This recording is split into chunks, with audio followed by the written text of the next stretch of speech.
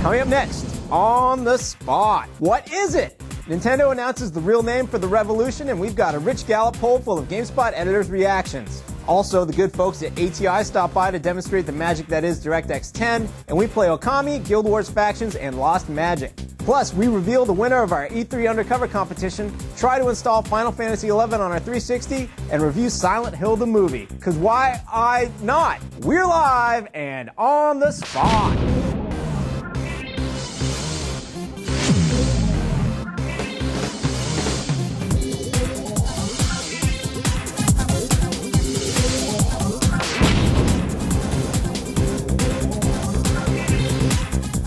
Hello, everyone, and welcome to On the Spot. Why not, Jeff Gerstmann? Dude, why not? Why? I think is a better question. Why? Why not?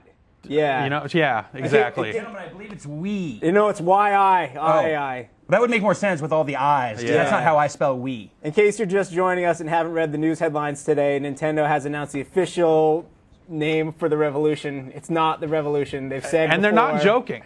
No, it's Wii. This is for real. It is Wii. It is W-I-I Wii. Sure. It makes no sense. Although it also makes perfect sense. If it stands for what is it, then and they're just going to reveal something at E3 where it's going to be something like, just kidding.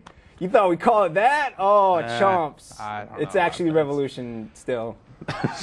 Well, you know, with the reaction they seem to be getting, you know, maybe that'll happen. But yeah, who knows? But we have a great show for you today, Jeff. Really? Okay, we cool. have a great show for you today. We have special guests coming from ATI. They're here while we're talking about the next generation of consoles. They're going to show us some next-gen PC business. Right on. DirectX 10. Well, all right. It's like, why isn't that DirectX X? Because then it would be. Oh, man, it would be back to the Nintendo Wii conversation, you know? Too many letters. Problem, it's true. Ryan Davis, what else do we have going on today, sir? We have a bunch of stuff. Greg Savin's here. He is going to be playing some Guild Wars Factions for us in a little bit. Kerry is going to be showing off Okami. We got the Japanese import version. That's from the Clover Studios, the people who brought you Beautiful Joe. We're going to be giving you a movie review of Silent Hill, the film, which some brave editors went out and watched last weekend and are here now to give us their say on it. We're going to be showing off Lost Magic for the DS. Justin Calvert's going to come by and show that off. But first, we're going to, Greg, you want to kick this off? Like so you're in the process right now of reviewing Final Fantasy XI for the Xbox. Whoa. Let me stop you guys there. Let me stop you there. Okay. We're so prepared for this. We have action graphics. Oh, action graphics. Hit me with the action graphics. Hit us with the action graphics.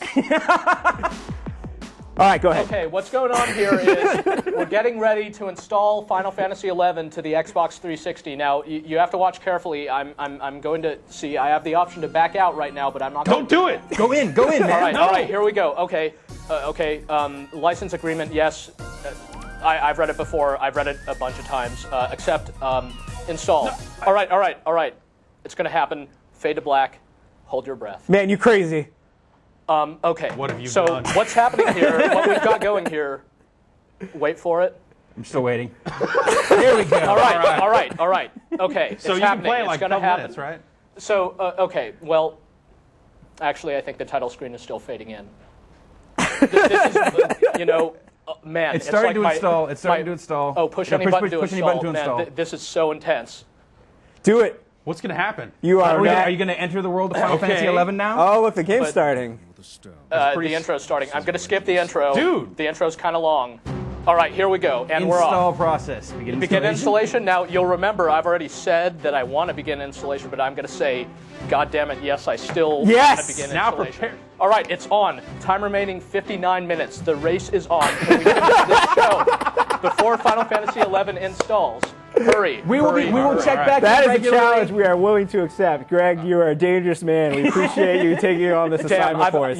I've done this about 4 times before. On the Japanese PlayStation 2, the American PlayStation 2, the PC, my Xbox 360, and was that 5 times? This so 5. Man, it never ceases to. It's like playing Resident Evil 4 or something. Man, it still gets me. Because installing console games makes sense. Minutes. Completely. It makes complete sense. Why not? Stop! All right. Just stop. So thank you for this opportunity. We'll be checking in with that during the course of the show, but right now, we're all kidding aside. The moment we heard the news, Tyler and I ran around with the camera, and we asked everyone, all you editors, what you thought of Nintendo's new name for the Revolution. Check it out. All right, thanks, us. It's Thursday morning, and we've all just come into the office. It's a perfect opportunity for another Rich Gallup poll because Nintendo has announced the name for the Revolution, and it's kind of crazy. It's Wii. It's W-I-I. That's what it is. Let's see what the editors have to say about it. All right, Ryan Davis, Nintendo Wii. What was your initial reaction? How do you feel about it now? I'm still kind of in shock. I'd like to say that, like, I think it makes sense, or that it means anything at all to me, but it just seems like just a laundry list of terrible decisions. For one, we already means something, so it's just gonna get lost in the language. That's gonna create lots of real, like, who's on first kind of situations. For two, the Revolution. People have been saying Revolution for a year, and it means something to them. So to change it to the Wii now just seems ridiculous. Even if you just look at the name, you don't know what to say. So, Rich, do you want to come over to my place after this and you can play with my Wii? No, that's just dangerously French sounding. This is the problem. No one ever, says this stuff aloud. To the Wii, I say non. Nintendo Wii. What are your thoughts? Rich, how long have we known each other? 3 years now, probably. Okay. I like to think that you and I have a pretty good understanding of how each of us think. You know, we've worked together for a while now. What do you think I think about the Wii? I think you think it's a terrible name, and you can't wait to make fun of it a lot. It's perfect. It is awesome. No, it's is it a word? It's not in the dictionary. It's a brand. I don't know what to make of it. I noticed earlier it's the only console where they've ever made where you'll never have to have a shorthand version of the name. Maybe they could cut out one of the eyes. Okay, yeah. And then what? Why? That is my question. Why? Why? We think there's the strong possibility of Wii Go being the internet functionality. I don't know if the language is the same over here, but in the UK, if a kid tells his mum that he wants a Wii, then she's going to run out of the store looking for a bathroom. So This is like the queen, king of stupid names. Brendan Sinclair, the cool voice of Canada. How you doing, buddy? I'm doing okay. What can you tell us about the Nintendo Wii? I think if they're really serious about appealing to the non-gamer market, this is a good start by alienating the entire gaming market. All right. Just kicking this perfectly good name right out the window. I really like branding. It's something a lot of people don't know about me. Like the science of naming products, I find it really fascinating, always have. This is terrible. And it's everything I hate about branding because it's them sitting there going, we need to find a way to bring people together. It's about groups, man. It's about, just the heart. It's about, the human condition. All I hear are those conversations going down somewhere in some branding laboratory or some deep, dark Nintendo hallway or something where people are trying to figure this out.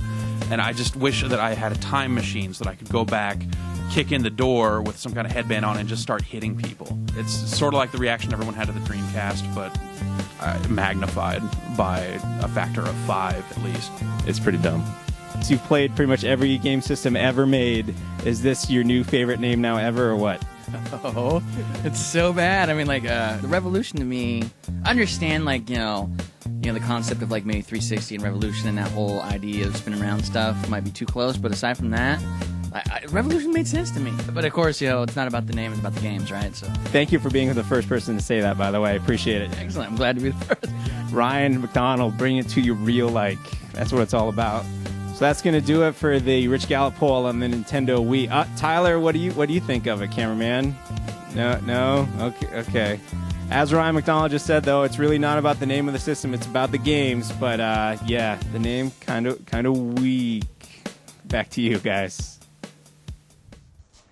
That's great, Rich. I think, it was pretty shocking, and actually we got a lot of reactions going up in the new video blog, so you can check it out. I posted one, and so did Tim Tracy, so there's more reactions on the way. Right now, I'm here with Gennady Rigor, who's the lead, lead of a bunch of engineers who talk to... Lead engineer for a bunch of other engineers who help other game developers. That's fantastic. And Bob Drevin, who's the head of graphics architecture over at ATI, and they've brought by DirectX 10. So why don't you just show us what it is? You're showing a demo right now, a tech demo, so just give us a little basics rundown of what it is. Okay, specifically what we're showing is really the type of calculation or type of imagery you'll see as games move into the DirectX 10 era. That today, when games are mostly about using the graphics card to do rendering, and as we move to the future, the graphics card, the processing power of the graphics card will be moved to doing game computing. And so here we have simulation of water simulation, and not only is the picture being rendered on the graphics card, but the mathematical wave calculations are being done on the GPU of the graphics card today. And so this type of compute processing is something that the GPU is good at, and the CPU is not as adept at doing. And so what we'll see more and more of is this type of calculation. So you can see, I think what we're doing here is, first of all, the mesh is showing where we're doing the wave calculations at the nodes. But the reason I think we're going slow now is because we're using the CPU. Just showing the CPU and how that would how it would do the same thing that the GPU is doing now. If you turn off the wireframe, you can see what it looks like. So what you're doing right now with DirectX 10, you've done that before. You've shown that this is the thing you're talking about right now is this universal shader. Right. So you've done that before with the Xbox 360. Xbox 360. Right. So you're going to show. So you're working on that. Right. There's two components really. There's having the access in the API to enable this type of computing, but as people do more and more diverse types of computing, having an architecture like Xbox 360 that can dynamically move the compute from geometry processing, math processing, and pixel processing is something that will be key. And here's another example. If you try to remove some of the limitations of DirectX 9, this is a type of complexity you might expect from DX10 applications. So in this case, we have 10,000 characters running around. That's different a animations. lot of characters. So can you imagine that in your games? Kind of Lord of the Rings kind of battles. Oh, sure, absolutely. That's a lot of people. Today games are limited in the number of objects that they can display at one time. So in DirectX 10, a lot of effort has been made to try to enable more and more objects, not just more and more polygons. And so this type of complexity is something you'll be able to see in the DirectX 10 timeframe. And by comparison, you might see something like this kind of complexity in today's games. Maybe not that fast, but in DX10, we're talking about this kind of massive scenes. So we have a question right here from David Brunner from Sacramento, California. He says, if you have an old ATI card, can you still use DirectX 10 to some extent? So DirectX 10 will require new graphics cards. Okay. Some of the techniques that we're showing, you can enable on old graphics, or on existing graphics cards, I should say. So you can go to our website and download some of the demos that we're showing today, and that type of capability can be used on DirectX 9. And you can use Radeon X1000 series to run the demos from the SDK to see this running live. All right. Cool. So what is this doing for like game developers? Like how does this make their lives easier, or, you know? Well, it's giving them insight into what they'll be able to achieve in the DX10 timeframe. And basically it emphasizes that we're going to use a lot more different compute resources, not just for the rendering, but for physics and other compute-intensive tasks. So DirectX 10 will take away some of the limitations and give the developers the flexibility that they want to really go and do more than just rendering, but do total game computing. So I think you'll see game developers will choose to use their graphics card to do what makes the game most compelling, not necessarily just focus on the visuals. And it will be increasing interactivity with the game and so forth. So now this is going to be a big impact for PC games, but are you guys working with console games at all? Do you have anything to tell me about that? No, I've not planned this question. Oui. Oui, they do. Yeah. So you can't tell us anything about that, but you are going to be working with Nintendo, or you are working. Right, so we work with Microsoft on Xbox 360. We're working with Nintendo on Wii. Oh, fantastic. You should have come and told us before, you know. And this is a demo. This is just showing us some of the stuff. But this is available on the site, right? Yes. So people can come by and check out your SDKs and download this and just sort of see how it's working. And actually, it's been available for a while now. This is one of the demos that we released with Radeon X 1800 series. And we just want to emphasize some of the interesting things that your viewers probably haven't seen before. Some of the water effects right. and stuff so like that. So what this demo shows, some next level techniques that will be available for the future games, something that we expect to see in the games. From different types of rendering based on ray tracing approaches such as parallax occlusion mapping to some of the interesting simulations for the water and the rain. And that just emphasizes this extra necessity for compute power to do these physical simulations on the GPU, because GPUs are very, very good at it. It's one of the early games that's doing dynamic computation on the GPU. So more than just rendering, but actually simulating the properties, the way the water moves, reflects with gravity.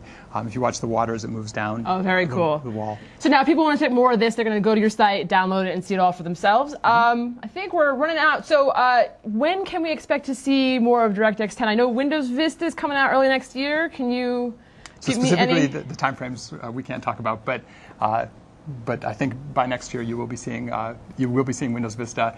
DirectX 10 ships with Windows Vista, so Okay. that's about the time frame you'll be looking. All right. Well, But thank you DX10 so much. hardware will be able to run on DX9, So people will maybe see it a little bit sooner. Absolutely. Oh, fantastic. Well, thank you very much, guys. Okay, thank you. Next up, we have Rich is over there with Greg, and they're going to show us some Guild Wars factions, I believe.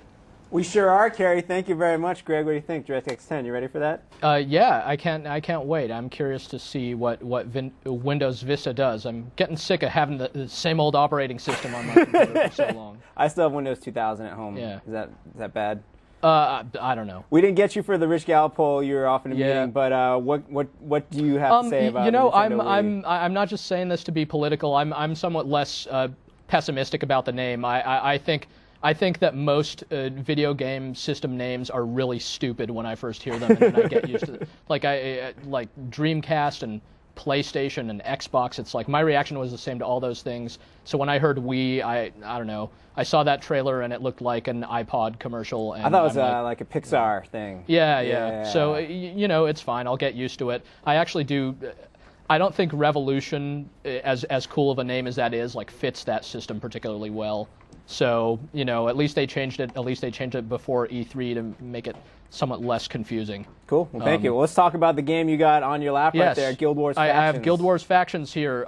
It was just kind of released to pre-order, to people who pre-ordered it yesterday. And you can, like, download the whole thing. It's one of the cool things about Guild Wars. It's a follow-up to one of last year's kind of most interesting and innovative PC games. And it introduces just a whole mess of new content. It's not an expansion pack; it's actually a standalone game.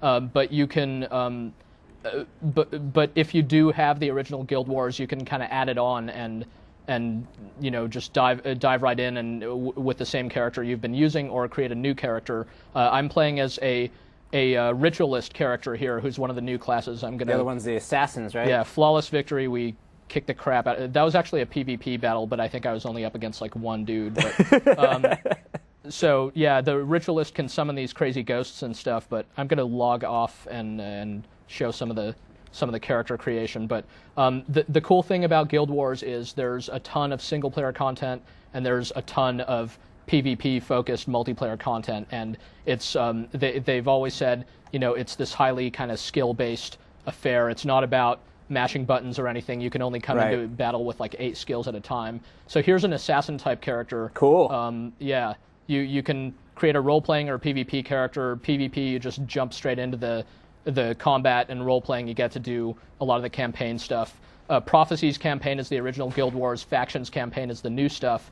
It takes place like in the Far East, inspired types of landscapes. And while you're doing that, can you crank the volume a little bit for us on that? I can try if I actually know where it is. Yeah, this game actually has really nice sounding music. You picking any of that up? I think so. Not necessarily. Okay. At any rate, we'll let the tech guys worry about that. Yes. Well, it's got cool music. Take my word for it. We will take your word for it. I like this because you could basically make Go-Go from Kill Bill Volume 1. Nice. Actually, I didn't get her face right, but yeah, there she is. The one with the crazy ball and the chain single thing. chain. Yeah. I think. So I'm gonna dive back in with a role-playing character. Now, what's the difference, as you're saying, between the role-playing and the PvP? The role-playing, you basically start out as a low-level character and go through like a big story-based adventure, and you could play it either single-player or cooperatively with others. Mm-hmm. It starts off as single-player and sort of scales up. You take on these bigger and bigger missions. With PvP, basically you start off with a character who's already maxed out and is super powerful and ready just to dive right in. Kind of no-nonsense action type of stuff. Right. So this is, you know, in the role-playing as a role-playing character, you run around, talk to people, go into towns and all that, and PvP, you just don't deal with any of that stuff. So the game, attempts to be all things to all people in that respect. And if it's anything like the original Guild Wars, it probably, might well do a damn good job of it. So yeah, check out these graphics, yo. Cool. It's just a really nice-looking game, like the original. It's just big, long view distance, and I'm going to run down there and start killing some stuff. Nice. While you do that, one of our favorite parts of On the Spot here is interacting with you, the viewers. Really? Yeah, it's true. We get to do all kinds of stuff with them, and including taking questions from everybody using the question form you see on this pop-up player. Type them in automatically. They get beamed to Carrie and Ryan's computer. You guys got some questions for us? We have a ton of questions about Guild Wars. People want to know all sorts of things. Such as Josh Williams from Waco, Texas. He wants to know, can you use new character types in the original Guild War campaigns? Yes, if you have the original Guild Wars. Okay, so you need to own both games. Huh? So you'll need to own... Well, yeah, if you want to play the original Guild Wars campaign, then you need the original Guild Wars. And you can create like an assassin or ritualist character and go back into the game. That's my understanding. I haven't actually done that yet. That's a cool looking creature. Basically, although Factions takes place like sort of on a totally separate continent, that, like I said, it's kind of got this Far East flavor to it. There are ways of transferring between them and going kind of to the medieval world that the original Guild Wars was known for. Nice. So yeah, my assassin has these different skills like Unsuspecting Strike, which does extra damage the more health that the enemy has, which is pretty cool. So if you lead off with a hit like that, you take a good chunk out of the guy's health early on, and assassins get to use like different combo attacks and so on. Now, Guild Wars is known for its skill system. Yeah. How many skills have you run across so far in Factions? Not many, because I only started playing it last night. Okay. But reportedly there are like well over 100 new skills in this game, including new ones for the existing character classes. So there were a ton of skills in Guild Wars to begin with, and it really did turn out to be like a big part of the fun. Just like playing around with different skill types and mixing and matching just to create like an interesting character who can effectively support a group or just kick serious butt in a multiplayer match. Nice. More questions, Ryan and Carrie? Yes, Calgo Boom from the Woodlands, Texas wants to know, does Guild Wars Factions still run on the same engine, or have the graphics been improved at all? It does clearly run on the same engine. The graphics, I wouldn't say they've, from my own experience, I wouldn't say they've been improved, but a lot of them are new. And Guild Wars was a really, really pretty game, and yet remains a pretty game. So it's great to see all the kind of Far Eastern stuff. It's just cool stuff to have in this game, because, like I said, Guild Wars was more of like going for like a medieval feel. So getting lots of like ninja and samurai type stuff, and big like Oriental-looking arches. That's a neat addition to the game world. So it's really easy on the eyes. Ryan Davis, 2 more questions.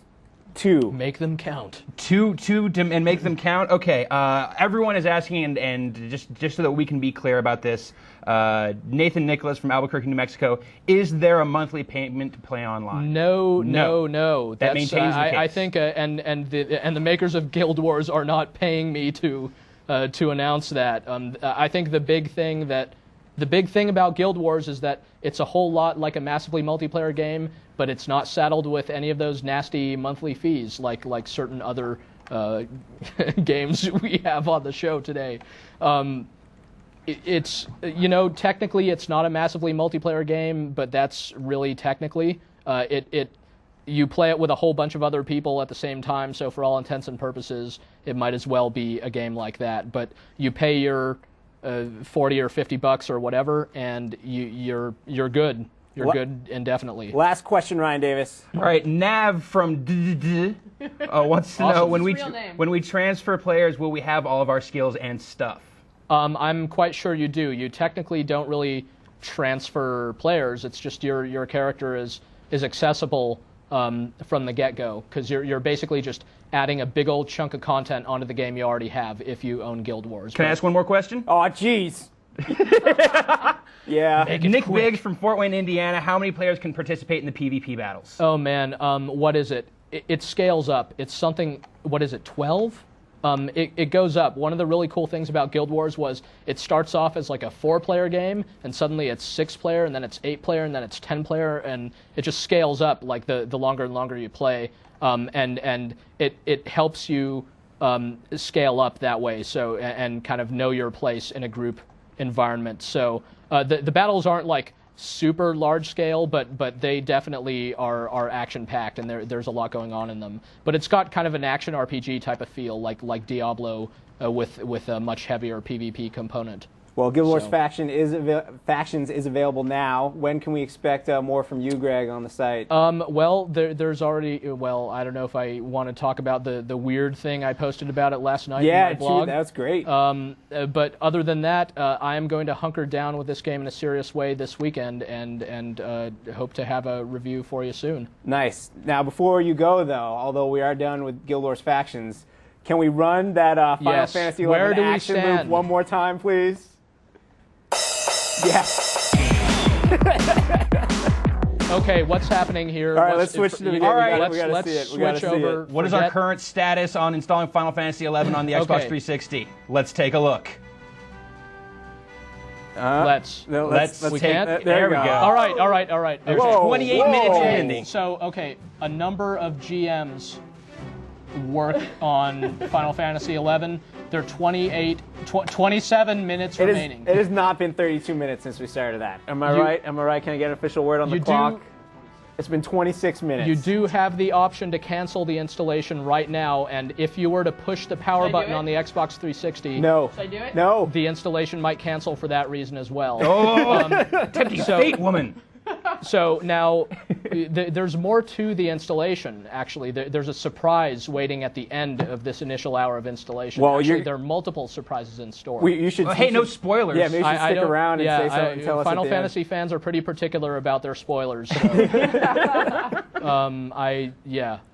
Look at all that stuff. At any rate, okay, let's get serious for a second. The thing about Final Fantasy XI for the Xbox 360 is it's basically identical to the game that's been out for a really long time, kind of warts and all. So this long install process, it's been part of the game for a while. Once you get past it, and it does take a while, Final Fantasy XI has some interesting stuff to offer and has kept people playing for like years and years and years at a time. But I don't know that it's really a good time to get into that game if you haven't already, as sort of a preamble to what I might say were I to review the game.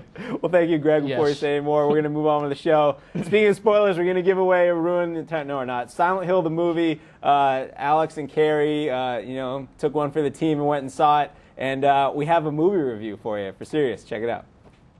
Thanks, On the Spot. Hi, everyone. I'm Alex Navarro. With me, Carrie Guzkos. And as a public service announcement, we are going to do our first film review here on the Spot. We figure, we've already done a book review, we've done a drink review. Might as well go into a real art form and dive into the whole world of film. And with it, for a nice little tie-in, we're going to review Silent Hill, the film. Right, Carrie? Right, Alex. If you think that's a real work of art, I'm going to say you haven't had enough of the Final Fantasy potion yet. You're probably right about that. Silent Hill does borrow a whole lot from the video game universe of Silent Hill. In fact, it's not just the original Silent Hill.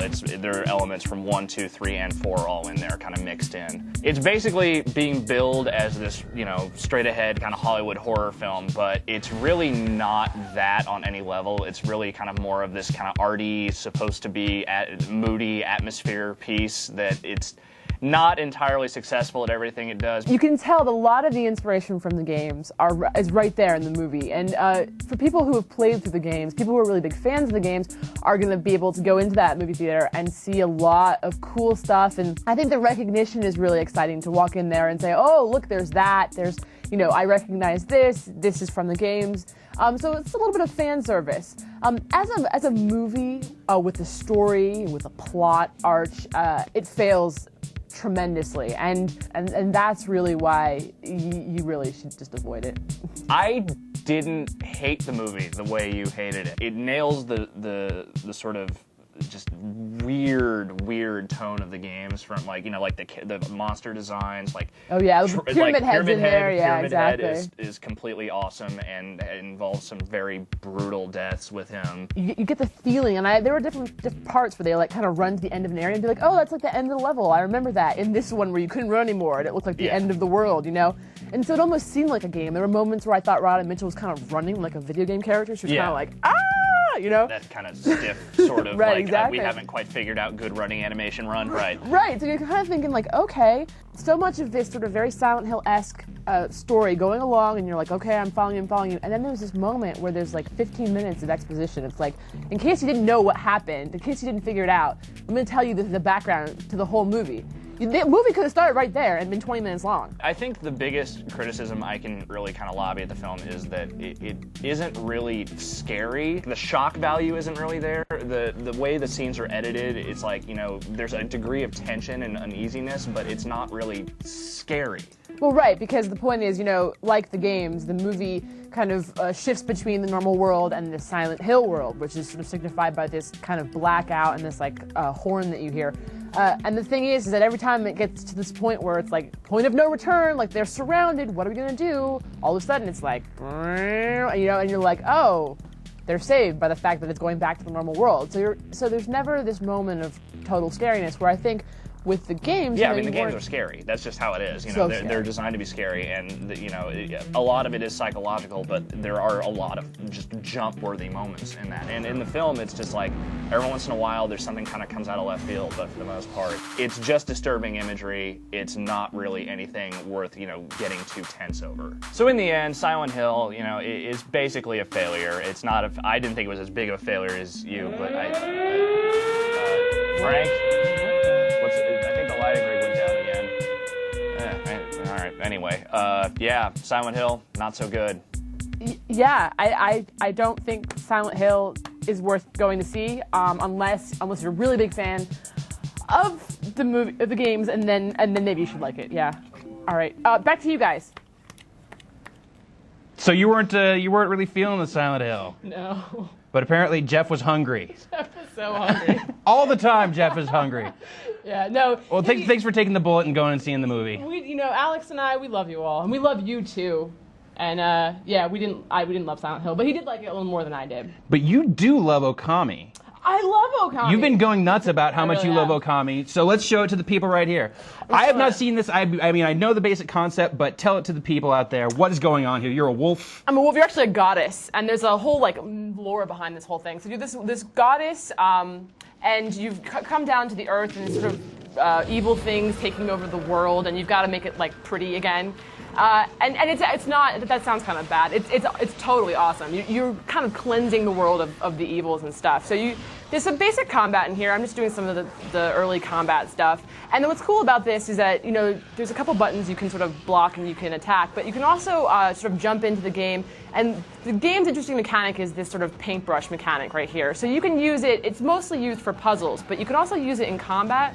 I didn't use it. So you just drew a line across the screen? Yeah, it didn't do anything. It didn't do anything. Usually it's best to use it when they're like knocked back or something, and then like it will like slice them in half and stuff. So it kind of like adds to the dynamic of the fight. So the paintbrush is the weapon? The paintbrush is your weapon. And so is the shield that you're carrying on your back, actually.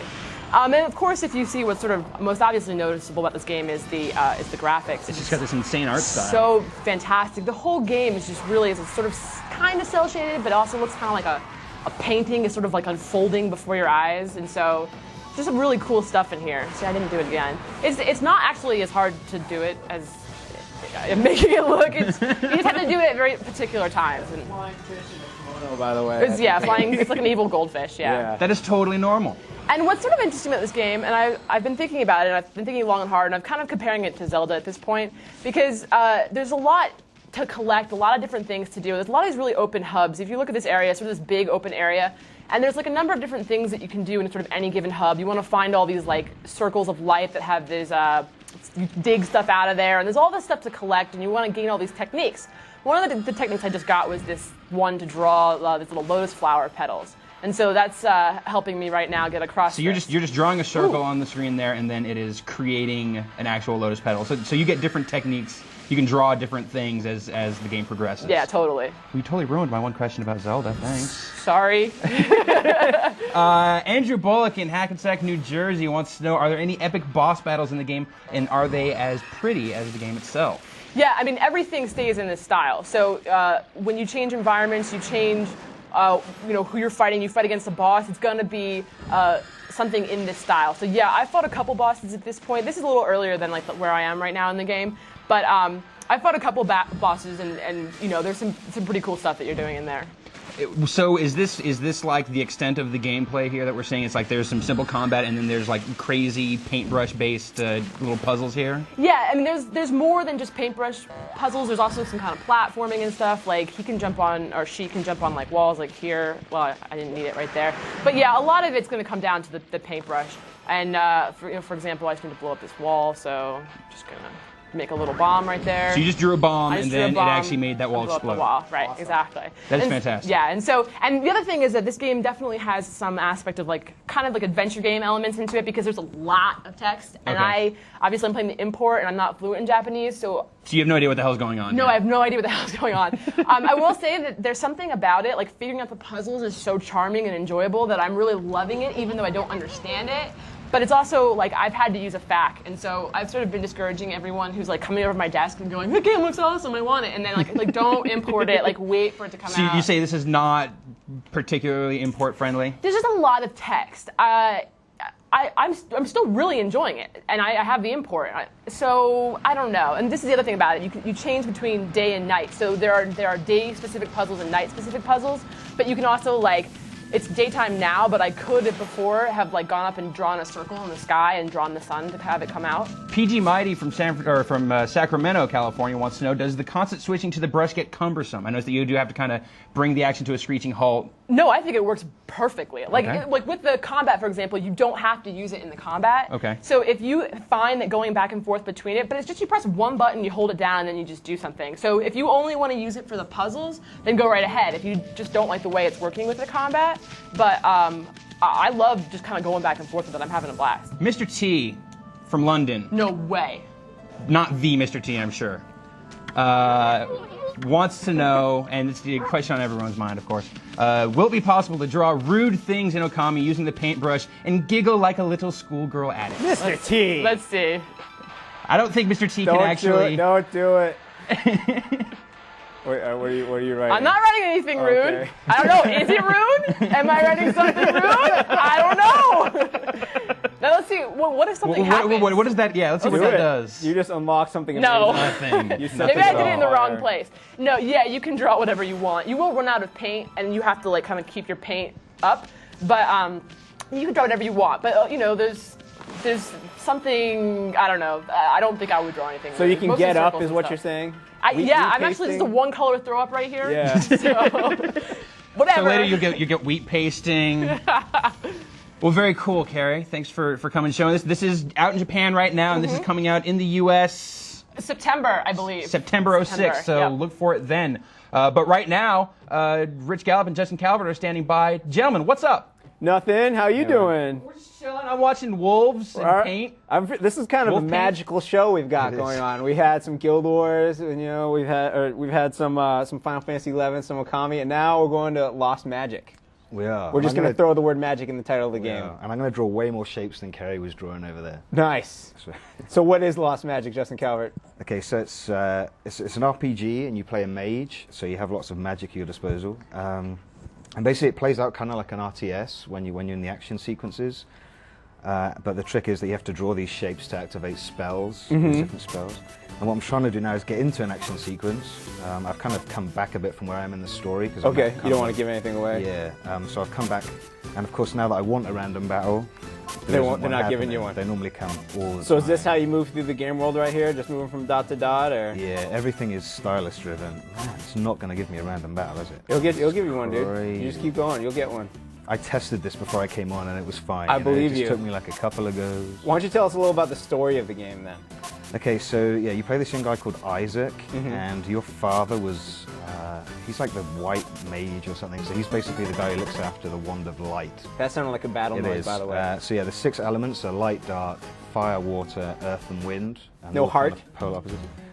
Captain Planet's gonna be disappointed. Okay, so here, all these monsters with the blue energy bars over them. This fight's going to be way easy. But yeah, all these monsters are ones that I've caught in previous fights. Okay. That's like a huge part of it. Like some of the levels are really difficult to complete if you don't have the right monsters. So I've got some of these little, I think they're brown shogs. I think they're like, I don't know, little earthy jelly tots or something. Sure. So you get to control all these monsters in your fight? Yeah. This is a huge posse you have here. I know. I'm rolling with a whole gang here. This level's going to take me about 10 seconds. So how do you catch a monster then? Just by defeating it, or? I'll show you. If I can manage to not kill one of these in one hit, then I'll try and catch one. Okay, so to do a spell, I just hold this down, and I'm going to draw the shape for a fireball, and it's going to kill him in one go. So that was a lot of shapes right there. How many spells are there? Right now I've unlocked I guess 13 shapes of 18. But the weird thing is that you can combine them. So if I combine fire with earth, then I'll throw like a big rock instead. Oh, cool. And if I combine this water one with dark, then I'll do a kind of machine gun thing with all this dark energy. Cool. So there's like, right now, my list of possible spells I think is like over 300. Nice. Just using all the different combinations. Right now I can use any 2 spells in conjunction with each other. I think eventually you can do kind of combos of 3. Nice. Seeing that just made me think of Eternal Darkness first, I think. Oh, really? The little Paragon. I didn't play much in it. You guys got any questions for Justin? Yes. Joseph Lyons from Albuquerque wants to know, does drawing the spells get old, or do new ones keep it fresh? It's pretty cool. I'll see if there you go. I just caught that guy. Sorry. Oh yeah, we didn't even get it on camera. Oh, you didn't? No, it's pretty good actually. You start off with only like 2 or 3 spells that you're able to use, and it's quite a while before you're able to start combining them. And what happens is they don't tell you how to combine them or what kind of results you're going to get when you try it. So it's just trial and error. You just try drawing the shapes and see what happens, and then it adds them to your kind of book of spells, if you like, so you can see what you're. What's your favorite spell, would you say, so far? Is it that machine gun one? That one looks pretty cool. I don't know. I kind of like these. There's one you can do where you can build walls of different energies. So if I draw the dark wall. Some of those shapes look kind of hard to draw. Is it just practice, or? Some of them are kind of hard, actually. Yeah. Justin was an art major, so he's cheating. Oh, that's right. So I just drew a wall there. I just drew like a water wall there. So anything that bumps into that isn't a water element monster is going to start taking a hit. Nice. To their health or whatever. One last question, Ryan Davis. Yeah. Yes. Yeah. Do you have one? Yes. Yeah. Louis Alvarez from Chicago wants to know, is there multiplayer in Lost Magic, and how is it? There is multiplayer. I haven't tried it yet. There's actually online and also Wi-Fi for 2 people, and it's like a duel. But I think the way it works is that you only get to use the stuff that you've unlocked. So I've got someone else in the office right now unlocking a bunch of stuff so that I can try out the game against them. Don't let him do that, dude. Just house him. Take him down. Well, he hasn't had it nearly as long as I've had it, so it's all good. Fair enough. Fair enough. Well, thank you, Justin. The game is out now. Yeah, it just came out this week. And your review is pending.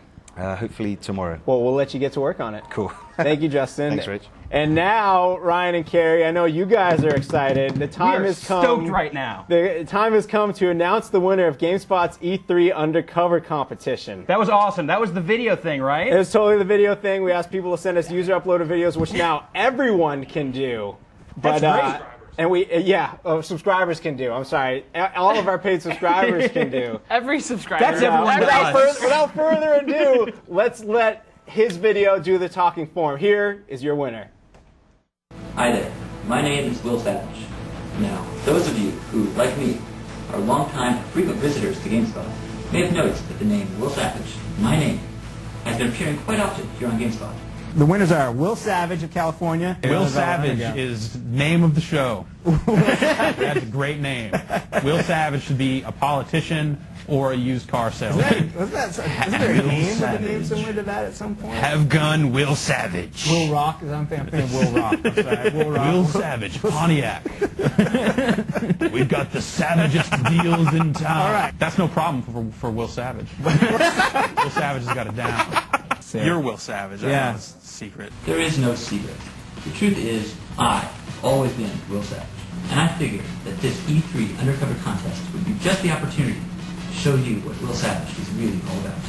And to let you know what I am most excited about seeing at this year's E3. Alright, I think it's time I gave you a brief overview of my taste in gaming in general and the variety of games that I like to play. Now, some players are rather superfluous in their buying habits, but I like to make sure that the games I buy will provide them with thoroughly worthwhile gaming experiences. For instance, I've got the Fallout series here, I've got Eternal Darkness, Smash Brothers, Moonbase Commander, the Command & Conquer series actually first got me into PC games, as well as the strategy genre as a whole. Now that I've shown you a bit of my game collection, I'd like to talk a little about E3. So, the number one thing that I'm most looking forward to at this year's E3 would have to be the Nintendo Revolution. I like trying new things, and I like playing games in new ways. I think the Revolution's got the greatest potential to provide just that. Normally, me and rock music... However, me and Guitar Hero... Resident Evil 4 here would have to be one of the most viscerally satisfying action games that I've ever played. In fact, I've played it so often that I think I'm even beginning to see it in real life. Frito Casserole. Tim Tracy, you genius.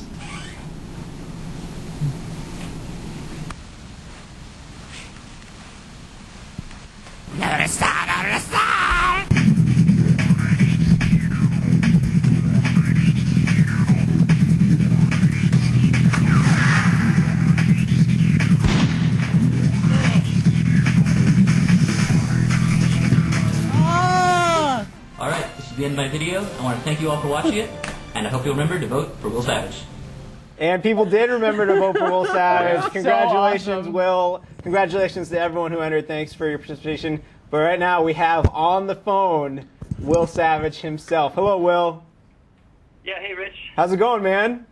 Pretty good. Congratulations. Yeah, thanks a lot. Jeff Gerstmann, this is the man that pretty much you propelled to the top here. I don't believe it. When we get to E3, I'm gonna need to see some ID, man.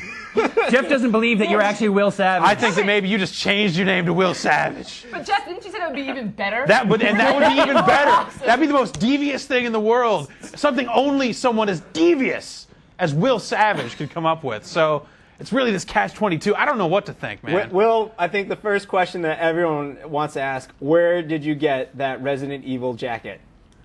Where? Actually, that was owned by the first guy, who's not me in the video. Okay. He looks like the kind of guy that would own a jacket like that. So are you ready to go to E3? Yeah. It was his, yeah. Are you still excited about the Revolution now that it's called the Wii?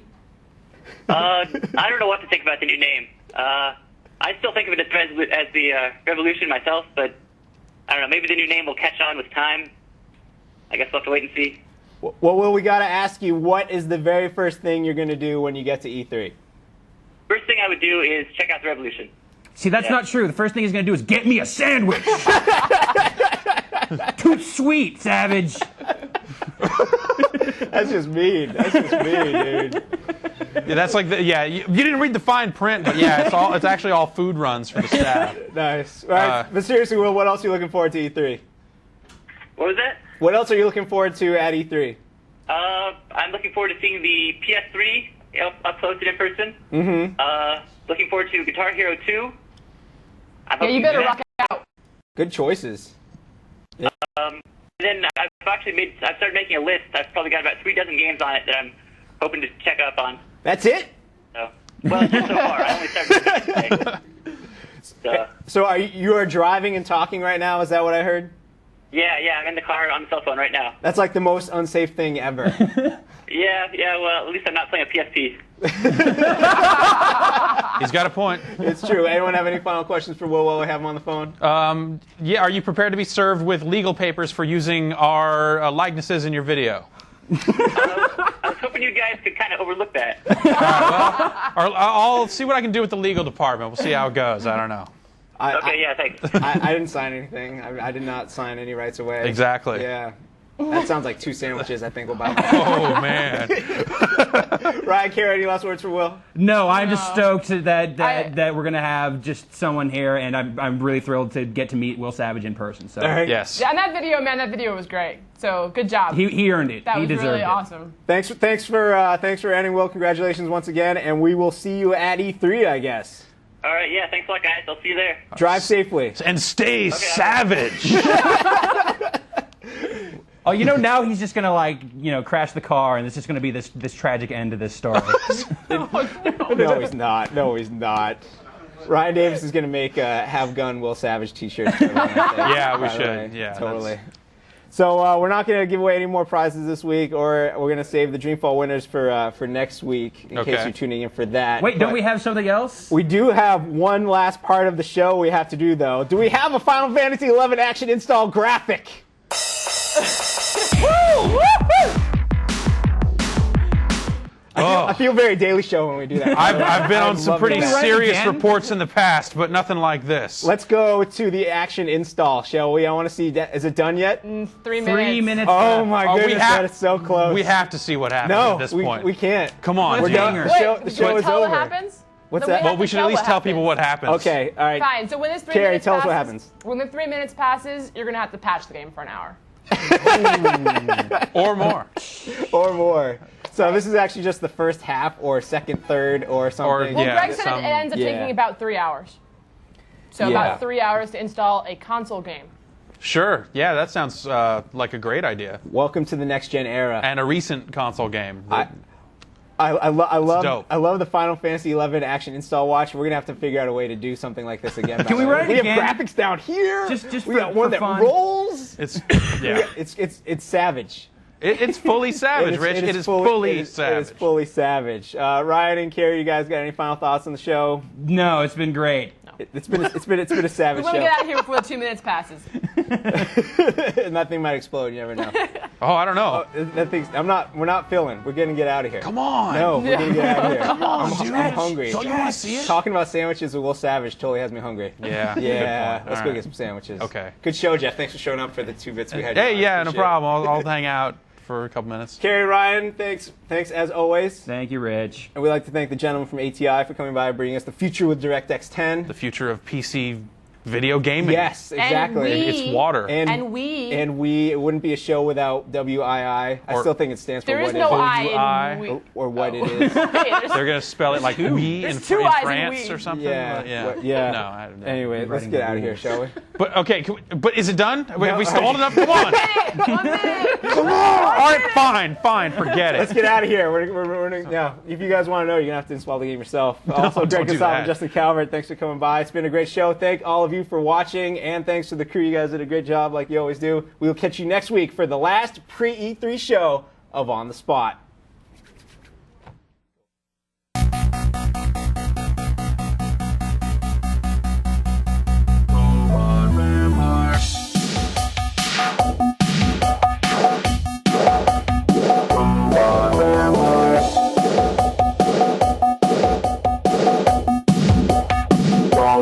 Vampire.